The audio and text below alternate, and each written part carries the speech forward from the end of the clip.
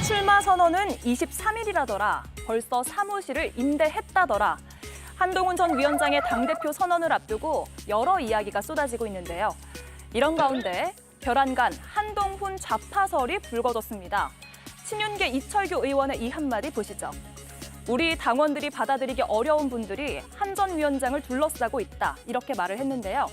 이게 참여연대 활동을 했던 김경률 전 비대위원으로 지목되면서 좌파를 영입한 한동훈도 좌파다.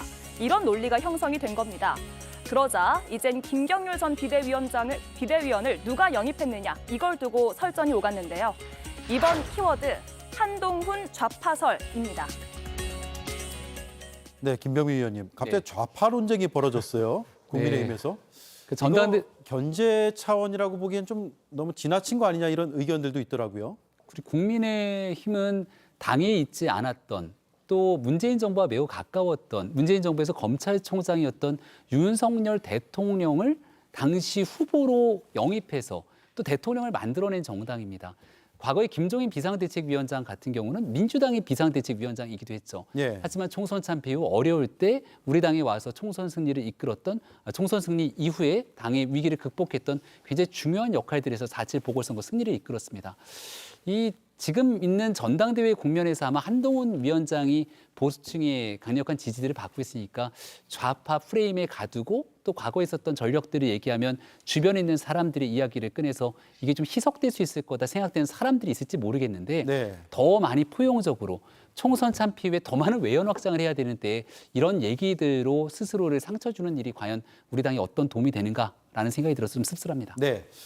그런데 한동훈 위원장 좌파 논쟁에 민주당도 등장을 했거든요. 어떤 부분이냐면 이건 아마도 이제 국민의힘 지지층 사이에서 나오는 주장인 것 같습니다. 한 전 위원장의 장인이 민주당에 출마하려다 포기했다. 이런 전력까지 이제 언급을 하는 거거든요. 이거 사실입니까? 저도 기사를 보니까 기사가 있더라고요. 2004년도에 이분이 이제 진영구 전 공안부장입니다. 되게 네. 유명하신 분이죠. 그 조폐공사 파업 위조 사건의 발언지였죠.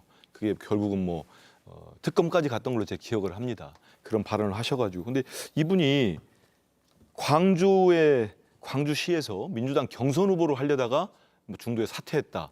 이런 얘기를 2004년이면 제가 기자를 한참 하고 정치부 기자 할 때인데 저도 기억이 없었어요. 예. 이번에 찾아봤는데 저는 이런 논쟁 자체가 아니 진영구 전 검사장이 어디에 그러면 저기 경상도 쪽에 출마하려고 했으면 아 우파에 본류했구나 이렇게 하는 겁니까? 예. 그래서 사람이 싫으면 그냥 싫다고 하면 좋을 것 같아요. 한동훈 싫다. 그러면 되지. 이거는 제가 참 민주당을 떠나서 한심해가지고 되게 한심하지 않습니까?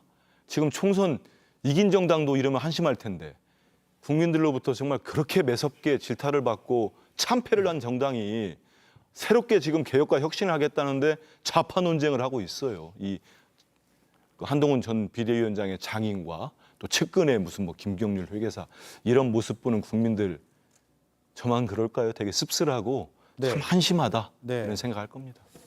우리 당이 비판하는 건 괜찮은데 또 옆에서 비판하니까 마음이 쓰리네요. 참고로 한마디만 덧붙이면 이제 민주당도 수박 논쟁처럼 이런 진영, 개파 논쟁 이런 것들이 없어지는 정당이 되기를 저도 희망합니다. 네. 자, 진보 정당인 조국혁신당 입장에서 보기에도 국민의힘에서 좌파냐 아니냐 이걸 가지고 논쟁하는 것 자체가 좀 불편할 것 같아요. 조국혁신당의 대표 정책 가운데 하나가 사회권 선진국 토대 마련입니다. 진보적인 정책이죠. 하지만 혁신당이 스스로 우리는 진보 정당이다, 좌파 정당이다 이렇게 표방한 적이 없거든요. 예. 따라서 불편한 건 전혀 없습니다. 근데 저는 좌파 우파 이걸 떠나서 국민의힘 보면 사단장 한 명 지키겠다고 해병대랑 싸우지 않습니까? 이게 우파입니까? 보수입니까? 그리고 부자 감세하자고 하잖아요.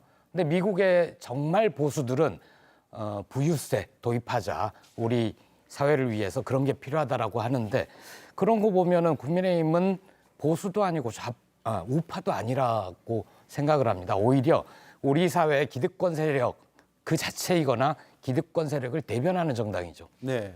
자, 개혁신당 생각도 좀 들어볼게요. 일단은 제가 봤을 때 민주당이나 국민의힘이나 다 그냥 그저 기득권처럼 보이고요. 대한민국에는 진보와 보수는 없는 것 같습니다. 우리 개혁신당도 사실은 뭐 지역 중심이 아니고 세대 중심이고 미래 세대 중심으로 하고 있는데 저는 이 좌파 논란이 일어날 때 혹시 국민의힘에서 고도의 선거 전략이 아닌가라는 게 좀 의심이 됐습니다. 뭐냐면 이 장인 얘기했을 때 그 노무현 대통령님께서 와이프를 버려야 되냐라고 했을 때 큰 화제가 되지 않았습니까? 예.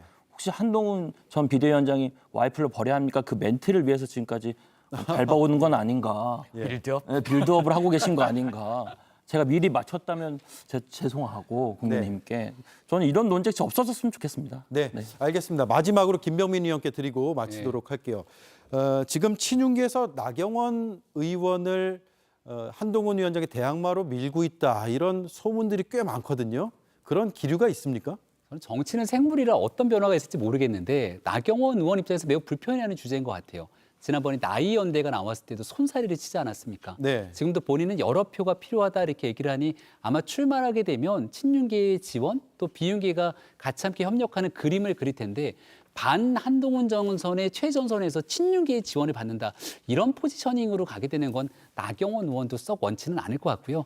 하지만 정치를 하다 보면 결과적으로 한동훈 위원장이 우뚝 서게 되면 여기에 대한 반대 대항마로 나경원 의원이 나오게 되면 또 친윤계 의원들과 같이 협력할 수밖에 없을 거라 네. 구도상으로 나오게 된다면 이런 비판 한복판에 쓸 수밖에 없을 거라는 생각도 듭니다. 네, 출마 선언 때까지 아주 뜨거운 이슈가 계속될 것 같습니다. 네 분 감사드립니다.